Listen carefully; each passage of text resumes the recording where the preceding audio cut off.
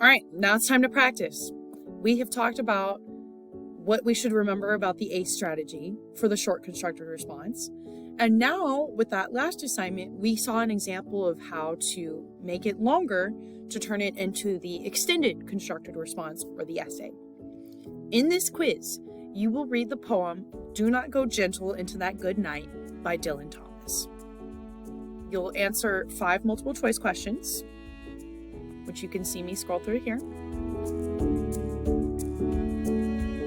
And then number 6 is going to be our big practice question.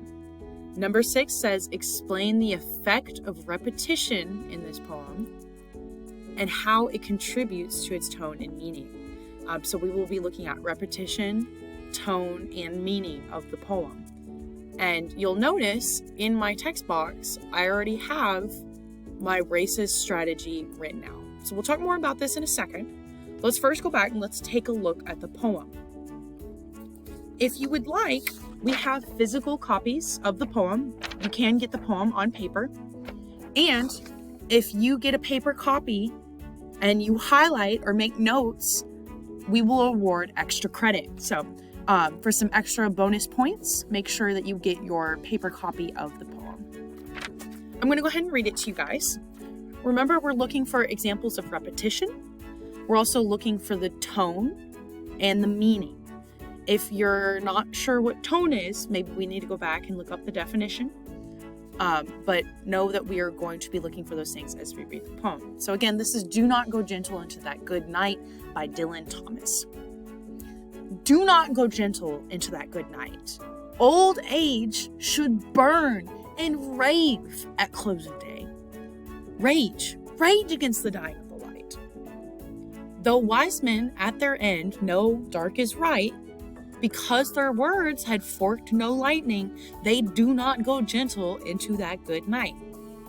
Good men, the last wave by, crying how bright their frail deeds might have danced in a green bay. Rage against the dying of the light.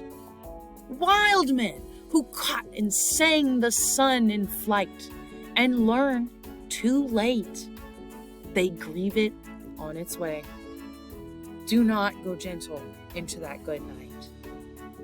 Grave men near death, who see with blinding sight, blind eyes could blaze like meteors and be gay. Rage against the dying of the light. And you, my Father, there on the sad height, curse, bless me now with your fierce tears, I pray. Do not go gentle into that good night. Rage against the dying of the light. Okay. Couple things to remember.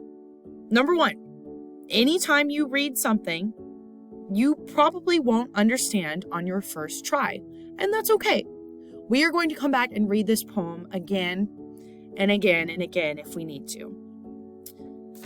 In addition to your paper copy of your poem, make sure you also have your outline. We're ready to now go ahead and start planning for our essay. So again, to remind you, down here, number 6 is asking about the effect of repetition in this poem and how it contributes to its tone and meaning.